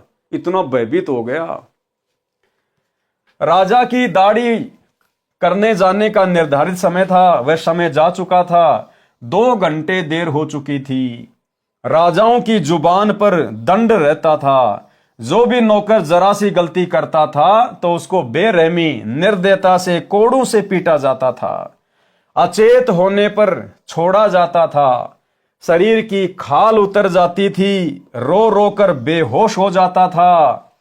यह दृश्य भगत नंदा कई नौकरों के साथ देख चुका था। आज उनको वही भय सता रहा था। कांपते कांपते राजा के निवास पर पहुंचे। राजा के पैरों में गिरकर देर से आने की क्षमा याचना करने लगा। भगत नंदा जी जाते ही राजा के पैरों में लौटकर रोने लग गए, पैर पकड़ लिए, क्षमा याचना करने लगा। कहा कि माई बाप आगे से कभी गलती नहीं करूंगा। भगत ने देखा कि राजा की दाढ़ी बनाई हुई थी, सिर में मालिश भी कर रखी थी, भगत सैन को समझते देर नहीं लगी कि किसी अन्य नाई से हजामत तथा मालिश करवाई है। राजा ने पूछा कि ये हजामत करने वाला यानी नाई, आप क्या कह रहे हो? आप पागल हो गए हो क्या? भगत नंदा जी ने कहा, महाराज आज मुझे ध्यान नहीं रहा, मैं भूल गया, मैं आपके दाढ़ी बनाने के समय पर नहीं आया। जीवन में पहली व अंतिम गलती है, कभी नहीं करूंगा। उसका विलाप सुनकर रानी तथा अन्य मंत्री भी आ गए थे। राजा ने कहा कि सैन, आप अभी अभी दाढ़ी बनाकर सिर में मालिश करके गए हो। राजा ने क्या कहा कि भगत जी, आप तो अभी अभी मेरी दाढ़ी बनाकर और सिर में मालिश करके गए हो। आप क्या कह रहे हो? आप देर से आए हो? क्या नींद में बोल रहे हो? भगत नंदा जी ने कहा कि नहीं महाराज, आपने किसी अन्य नाई से हजामत कराई है, मैं तो अभी अभी आया हूं। राजा ने सैन भगत के घर पर मंत्री भेजकर पता कराया तो उसकी पत्नी भी रो रही थी कि आज पति देर से गए हैं, उनको दंड दिया जा रहा होगा। मंत्री ने पूछा कि क्यों रो रही हो बहन? भगतमती ने बताया कि मेरे से गलती हो गई, मैंने भगत को याद नहीं दिलाया। भगती पर बैठने से पहले भगत ने कहा था कि कुछ समय पश्चात मुझे याद दिलाना कि राजा की सेवा करने जाना है, मैं भी भूल गई। भगत भी भक्ति में व्यस्त थे। 2 घंटे बाद उठे तो याद आया उनकी नौकरी जाएगी तो हम क्या खाएंगे, बच्चे भूखे मर जाएंगे, पति को दंड मिलेगा। मंत्री जी तुरंत वापस आए और राजा से बताया कि वास्तव में नंदा तो देर से अभी आया है, इनके रूप में कोई और आया था। अब भाई और बहनों, ये परमेश्वर, ये दयालु परमात्मा, ये सतगुरु रामपाल जी भगवान, ये परमेश्वर करे करावे साइया मन में लहर उठा, दादू सिर दर जीव के आप बगल हो जा। जय हमरा भगत पछोड़ी होई तो हमरा नाम ना लेवे कोई। भाई और बहनों, आज भी वही परमात्मा धरती पे प्रकट है। हर युग में, हर देश काल और परिस्थिति में यही कबीर परमात्मा सतगुरु रामपाल जी भिन्न भिन्न रूप धारण करके भिन्न भिन्न नामों से यहां अपनी आत्माओं के लिए अद्भुत चमत्कार करते रहते हैं, सिर्फ इसलिए कि कलयुग के इस प्राइम टाइम, इस बिचली पीढ़ी तक इन आत्माओं में भक्ति की ज्योत जलती रहे। आज भी वही भगवान है धरती पे और भगवान के गुण बदले नहीं हैं। आप और हम बदल गए, आप और हम जीवों की सोच में फर्क आ गया। आज आप और हमारे विश्वास में कमजोरी आ गई, अन्यथा आज भी यही परमात्मा सतगुरु रामपाल जी भगवान वही सब चमत्कार खड़े खड़े करने को तैयार है, खड़े खड़े करने को। और देखो भाई और बहनों, इसलिए दास बारंबार कहता है कि ये 2 कोड़ी का कुत्ता पवन दास अपनी तरफ से कुछ नहीं भोगता है। जो भी दास को परमात्मा प्रेरणा करते हैं, दास केवल वही करता है, उतना ही करता है। मालिक अंतर्यामी है, हमारे से आगे आगे चलते हैं। मालिक को मालूम था कि आज मुक्ति बोध का जो है ये नंदा नाई की कहानी के ऊपर, कथा के ऊपर वीडियो बनने जा रहा है। और दास ने जैसे ये वीडियो बनाना शुरू किया, भाई और बहनों, उससे 2 घंटे पहले मेरे पास में एक सत्सेवक बहन का व्हाट्सएप के ऊपर मैसेज आता है। उस बहन ने अपनी ऑडियो भेजी और उस बहन ने दास से कहा कि भगत जी, मैं अरुणा दासी बोल रही हूं कर्नाटक से। कर्नाटक में कोई जयपुर नाम की कोई जगह है। उसने कहा कि भगत जी, यहां पर सात संगति रखवाई परमात्मा ने 1 दिन की और आसपास के और भी भगत भाई बहन आए थे। और हमारे भगत जी सिक्योरिटी का काम करते हैं, सिक्योरिटी गार्ड का काम करते हैं। तो 1 दिन की छुट्टी हमारे भगत जी ने ले ली। और दूसरे दिन जो भगत भाई बहन आए हुए थे, उन्होंने कहा कि भगत जी 2 दिन के साथ संगति रखेंगे, मालिक की महिमा करेंगे, इतनी दूर से आए हैं तो परमात्मा का गुणगान करेंगे, आप 1 दिन की छुट्टी और ले लो। अब उनके भगत जी ने देखा कि नौकरी पे नहीं जाऊंगा तो दिक्कत हो जाएगी, मैं तो उनको बोल के भी नहीं आया, सेठ लोग नाराज हो जाते हैं। लेकिन भगत जी ने दृढ़ता दिखाई और कहा, जब मेरे भगत भाई बहन इतना समय निकाल के परमेश्वर की महिमा के लिए साथ संगति में आए हैं, गुरुदेव को भोग लगाने, ज्ञान चर्चा करने, उनकी महिमा करने, शब्द गाने आए हैं, तो देखा जाएगा, नौकरी रहे ना रहे कोई बड़ी बात नहीं, इस भगवान के लिए, इसकी महिमा के लिए तो राजाओं ने राज्य त्याग दिए, सेठों ने संपत्ति को त्याग दिया। हम तो खाली एक दिन की बात है, तो उन्होंने ना तो कंपनी में फोन किया, कुछ नहीं किया कि जो होगा सो देखा जाएगा, और कहा ठीक है भगत जी, मिलके परमात्मा का भजन करेंगे, परमात्मा को भोग लगाएंगे, मालिक की महिमा करेंगे। और 2 दिन की साथ संगति वहां पे हो गई। तीसरे दिन जब भगत जी अपनी नौकरी करने जाते हैं सिक्योरिटी गार्ड की, तो भाई और बहनों, वहां भगत जी को पता चलता है कि कल भगत जी के रूप में परमात्मा ड्यूटी देके गए। सतगुरु रामपाल जी भगवान भगत जी का रूप बनाकर और ड्यूटी देके गए, ड्यूटी देके। और वही नंदा नाई जैसी हालत। भगत जी ने कहा कि मैं तो कल आए नहीं, मेरे घर पे तो परमात्मा का सत्संग था, साथ संगति थी। बोला नहीं नहीं भाई, आया क्यों नहीं? वो मालिक कह रहा है कि भाई तू कल आया क्यों नहीं? और देख ये तेरा ये तकिया रखा देख तेरी चेयर पे। तो भगत जी ने देखा कि तकिया तो था ही नहीं यहां पे, ये तकिया यहां कैसे आ गया? परमात्मा जी खुद नया तकिया छोड़ के गए अपनी तरफ से, सबूत प्रमाण। उस मालिक ने देखा था कि वो सिक्योरिटी गार्ड चेयर पर बैठा है, वो तकिया रखा हुआ है। तो उसने कहा कि आप ही तो थे कल यहां पर, और ये तकिया रहा आपका। उसके बाद भगत जी को फिर समझते देर नहीं लगी कि सारा खेल मेरे गुरुदेव भगवान का है, क्योंकि मैंने जरा सी दृढ़ता दिखाई अपने गुरु की महिमा के लिए, साध संगति के लिए, कि नौकरी कोई बड़ी बात नहीं। असंख्य जन्म हो गए नौकरी करते हुए, ये गुलामियां हमने करते हुए। सच्ची सरकार की गुलामी करेंगे, नौकरी रहे ना रहे कोई बड़ी बात नहीं। परमात्मा खुद भगत की जगह पूरी रात ड्यूटी देके गए परमेश्वर। आपको खुद उस बहन की ऑडियो सुनाता हूं भाई और बहनों।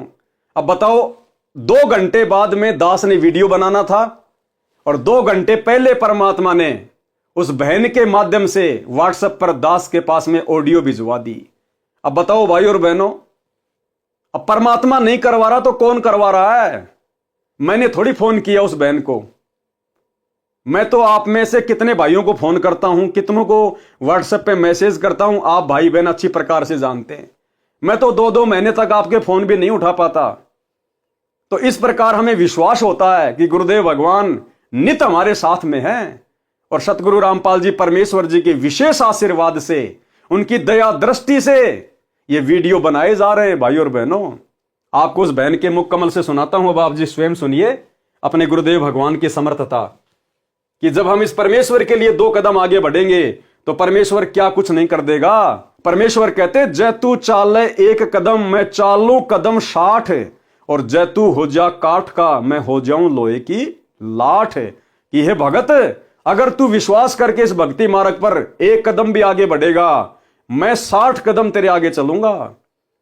और जय तू हो जा काठ का, और अगर तूने अभिमान किया, मान बढ़ाई की, तो मैं फिर लोहे की लाठ, फिर मैं तेरा बाप हूं, मैं तेरे से भी ऊपर वाला हूं फिर।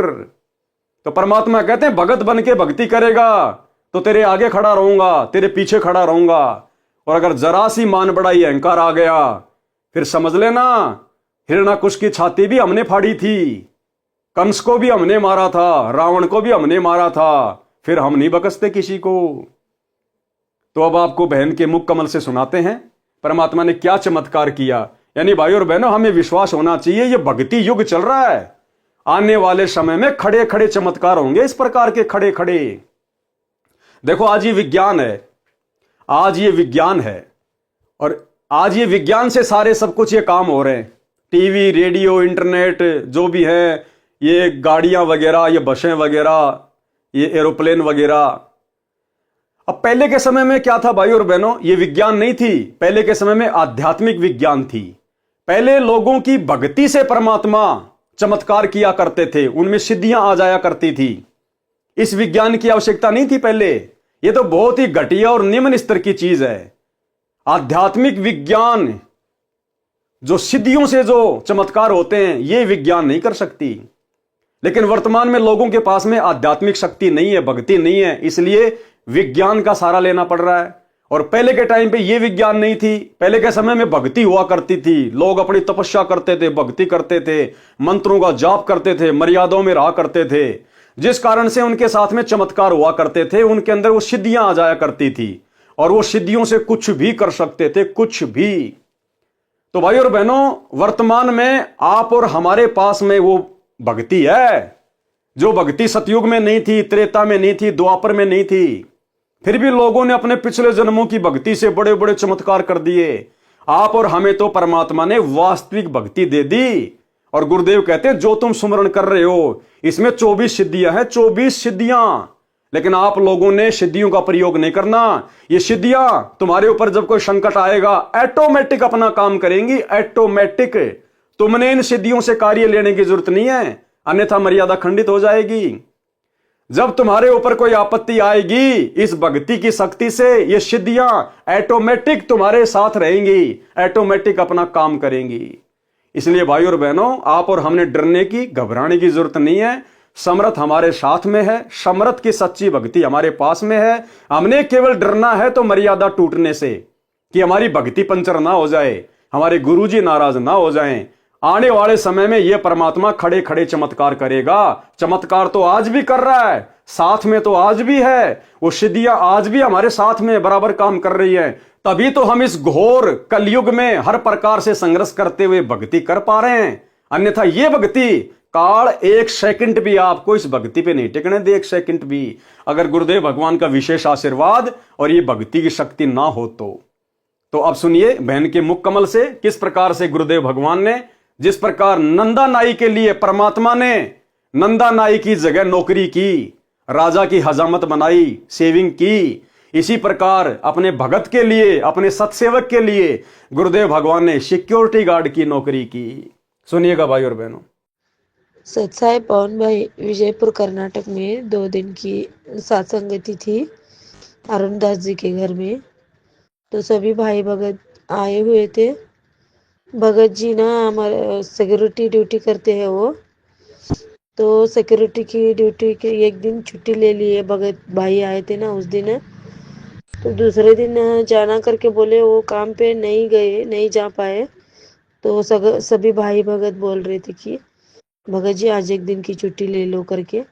भगत जी थोड़ा डर रहे थे। तो भगत जी ने क्या किया, परमात्मा के ऊपर भरोसा रख के परमात्मा को दंडवत प्रणाम किया, परमात्मा के चरण को सबके चिंता छोड़ के उस दिन भगत जी ने छुट्टी की। तो भगत जी के रूप में परमात्मा ने वही जगह पे जाके सिक्योरिटी की ड्यूटी की। परमात्मा ने उधर प्रमाण के लिए तकिया छोड़ के गए। परमात्मा ने भगत जी के रूप में ड्यूटी करी है। परमात्मा ने भगत जी नाइट ड्यूटी। सत्साहेब भगत जी, पवन भाई सत्साहेब और सत्साहेब पवन भाई। और दूसरे दिन भगत जी नाइट ड्यूटी पे गए तो मालक को बोले कि मालक मैं 2 दिन से छुट्टी पे था, तो आपको कुछ बुरा लगा क्या करके भगत जी बोले। तो मालक ने बोला कि आप कहाँ 2 दिन छुट्टी पे थे, एक ही दिन तो आए, एक दिन छुट्टी किया आपने, 2 दिन कहाँ पे छुट्टी किया नहीं करके ऐसे बोले मालक। तो भगत जी उनको पूछे ये तकिया किसका है मालक, दूसरे को लगाए थे क्या ड्यूटी पे करके बोले। तो वो मालक बोले कि नहीं किसी को नहीं लगाया, आप ही का है वो तकिया करके, आप आए थे ना, आप ही का है वो तकिया करके ऐसा बोले भगत जी मालक। सत्साहेब भगत जी, पवन भाई सत्साहेब। भगत जी ने जाके पूछा कि आपने किसी और को ड्यूटी पे लगा लिया क्या, ये तकिया किसका है।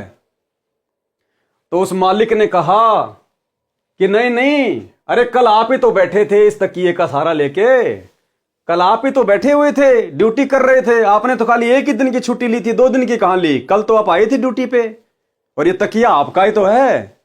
ये तकिया प्रमाण है भाई और बहनों, परमात्मा छोड़ के गए अपनी तरफ से। कौन कहता सत्सेवकों के साथ भगवान नहीं है, पल पल हैं, पल पल छाया की तरह। जो बच्चा गऊ की नजर में यूं साईं को संत, भक्तों के पीछे फिरे भगत वत्सल भगवंत।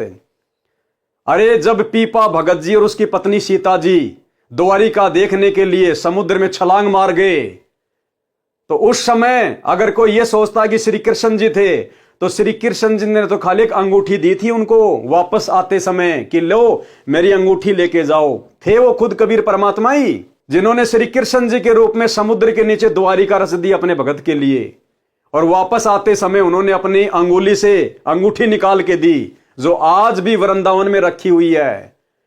तो उस समय तो एक छोटी सी अंगूठी दी थी, आज तो भगवान 5 किलो का तकिया रख के चले गए। तकिया वही भगवान है आज भी, दूसरा नहीं है। भगवान नहीं बदला है। कौन कहता है भगवान आते नहीं, हम भिलनी के जैसे बुलाते नहीं, मीरा के जैसे बुलाते नहीं। तो ये भाई और बहनों, अब ये चमत्कार नहीं तो और क्या है। धरती पर परमात्मा प्रकट है, पल पल अपने सत भक्तों के साथ में है। अगर जरूरत है तो केवल विश्वास करने की। अब यदि भाई और बहनों भगत जी विश्वास नहीं करते और कहते कि नहीं नहीं भगत जी मेरे को ड्यूटी पे जाना जरूरी है, नहीं तो मालिक मुझे नौकरी से बाहर निकाल देगा। अगर राजा सिकंदर लोदी की तरह जनता के दबाव में आके, जिस प्रकार राजा सिकंदर लोदी बार बार नाम दीक्षा लेने के बाद भी कबीर परमात्मा के साथ में दुर्व्यवहार करता था, यह सोचकर कि जनता कहीं मेरा राज्य ना छीन ले, इसी प्रकार यदि भगत जी भी नौकरी के डर से कि मालिक मुझे सिक्योरिटी गार्ड से निकाल ना दे, और अगर दूसरे दिन की साथ संगति ना रखवाते, तो परमात्मा नाराज हो जाते कि नालायक, तुझे भक्ति और भगवान की महिमा से ज्यादा अपनी नौकरी प्यारी है। परमात्मा 2 मिनट में नौकरी को ठोकर मरवा देते और मर्यादा खंडित होती, वो अलग। लेकिन भगत ने हिम्मत दिखाई, परमात्मा पे विश्वास किया कि बाढ़ में जाए नौकरी। हम तो बड़े बड़े राजा रह चुके हैं, सिक्योरिटी गार्ड की नौकरी कौन सी बड़ी बात है। अरे हमारा पेट सिक्योरिटी गार्ड की नौकरी नहीं भरेगी, हमारा पेट वो भरेगा जो पूरी दुनिया की सिक्योरिटी करता है, जो तीनों लोकों में प्रवेश करके सबका भरण पोषण करता है। वो कबीर देव सतगुरु रामपाल जी, वो हमें नौकरी भी देगा, वो हमारा पेट भी भरेगा। भगत ने विश्वास किया और आए हुए भक्तों का दिल नहीं तोड़ा, और एक दिन की साथ संगति और रख दी, परमात्मा की महिमा की भोग लगाया, और उधर भगवान अपने भगत की जगह बैठ के नौकरी कर रहा है। तो बताओ भाई और बहनों, कौन कहता कि केवल नंदा नाई के लिए भगवान ने राजा की हजाम बनाई। यहां भी देख लो, वर्तमान में आपकी आंखों के सामने है। तो परमात्मा धरती पर है, विश्वास की जरूरत है भाई और बहनों। चाहे शीश कट जाए लेकिन मर्यादा नहीं तोड़ेंगे, लोक लाज में नहीं आएंगे, मर्यादाओं को लेकर किसी के आगे नहीं झुकेंगे। गुरुदेव कहते हैं कि भगत का एक लक्षण है, भगत किसी से लड़ता नहीं और भगत किसी से डरता नहीं, क्योंकि हमारी पीठ पीछे हमारा भगवान खड़ा हुआ है। अब आगे बढ़ते हैं भाई और बहनों हम इस कहानी पर। मंत्री जी तुरंत वापस आए और राजा से बताया कि वास्तव में नंदा तो देर से अभी आया है, इनके रूप में कोई और आया था जो आपकी हजामत तथा मालिश करके चला गया। यह बात सुनकर राजा को समझते देर नहीं लगी कि भगत सैन के रूप में भगवान ही आया था, भगवान ही आए थे। राजा सिंहासन से नीचे आया और भगत सैन जी को सीने से लगाया। ऐसे निर्दयी राजा को भी परमात्मा ने निर्मल बना दिया भगत के सामने। राजा सिंहासन से नीचे आया और भगत सैन जी को सीने से लगाया और कहा कि भगत, मैं तेरे को सेवा से मुक्त करता हूं, कि मैं आज तेरे को सेवा से आजाद करता हूं। आज के बाद तू मेरी दाढ़ी नहीं बनाएगा और पूरी जिंदगी का तेरे बच्चों का पालन पोषण की मैं जिम्मेदारी लेता हूं। देखो, थोड़ा सा विश्वास, भक्ति में ध्यान दिया उसने भक्ति में ध्यान दिया, लगन लगा के निरंकार भाव से अपनी भक्ति में मस्त था, सब चिंताओं को छोड़कर। देख लो, जरा सा भक्ति में ध्यान क्या लगाया, परमात्मा ने आजीवन का सुख दे दिया, आजीवन का सुख। तेरे को राज दरबार में दरबारी रखता हूं। मेरे को दोष लगा है कि भगत के स्थान पर भगवान ने मेरी दाढ़ी बनाई, सिर की मालिश की, मैं इस पाप को कैसे धो पाऊंगा। नंदा जी भी समझ गए कि मेरे कारण परमात्मा को कष्ट हुआ और जोर जोर से रोने लगे कि हे परवरदिगार, मुझ 2 कोड़ी के दास के कारण आप स्वर्ग छोड़कर यानी सतलोक छोड़कर हजाम बने, नाई बने, मुझे उठा देते भगवान। आपको कष्ट उठाना नहीं पड़ता, मैं समय पर आ जाता। इसलिए वाणी के माध्यम से बताया है कि सच्चे भगत पर परमात्मा ऐसे कृपया करते हैं। और यकीन मानना भाई और बहनों, आज भी ये परमात्मा आप और हमारे गुप्त रूप में सैकड़ों कार्य कर रहा है। कोई ये ना सोचे कि मेरे ऊपर कोई विशेष आपत्ति नहीं आ रही, कोई परेशानी नहीं आ रही नाम दीक्षा लेने के बाद। ये हमारी महाभूल है। परमात्मा कहते हैं गुप्त रूप में सब काम सार दे, जो भी विपदा आन पड़े। ये परमात्मा इतना दयालु है, ये अपने भगत को महसूस भी नहीं होने देना चाहता। उसके कष्टों को जो उसके ऊपर उसके प्रारब्ध के हैं, उसको दुखी करने हैं। ये परमात्मा हमारे असंख्य कष्टों को तो ऐसे समाप्त कर देता है, भगत को महसूस भी नहीं होने देता कि तेरे ऊपर कोई संकट आने वाला था। ये ऐसा दयालु भगवान है। यदि आज हम इनकी शरण में ना होते भाई और बहनों, हमारा अता पता नहीं होता आज हम कौन सी जेल में पड़े होते, कौन सी जेल में या कौन सी हॉस्पिटल में सड़ रहे होते आज हम। तो ये दीन दयाल है। हमें इस परमेश्वर के गुणों को बारंबार याद करते रहना चाहिए। और शौपन में भी हमने मर्यादा तोड़ने की सोचनी भी नहीं है, तोड़ना तो बहुत दूर की बात है। वाणी नंबर 108 का सरलार्थ। इस वाणी में महाराष्ट्र के भगत नामदेव जी पर परमात्मा की कृपा का वर्णन है। संत नामदेव जी पर प्रभु कृपा। तो भाई और बहनों, आज के वीडियो में हम केवल इतना ही लेंगे गुरुदेव भगवान के आशीर्वाद से। आज हमारा मुक्ति बोध के ऊपर सतगुरुदेव भगवान की विशेष रजा से ये 10वां वीडियो है। और कल रात्रि 8 बजे सभी भाई बहन फिर से लाइव जुड़िए एक नए वीडियो के साथ में। तब तक गुरुदेव भगवान हम सबको आज्ञा दें, इजाजत दें, आशीर्वाद दें। बंदी छोड़ सतगुरु रामपाल जी भगवान की जय हो।